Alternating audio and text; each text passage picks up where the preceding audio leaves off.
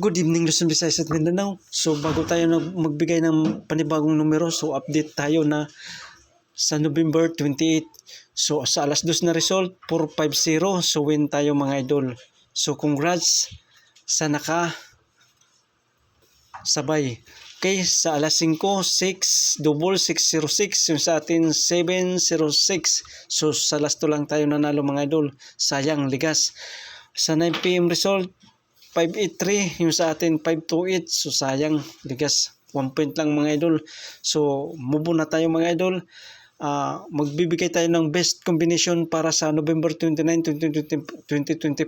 So mayroon tayong 759, 108, 269, 069. So huwag kalimutan TR or mag-rumble para sure mga boss. So good luck and God bless sa inyong lahat dyan mga idol.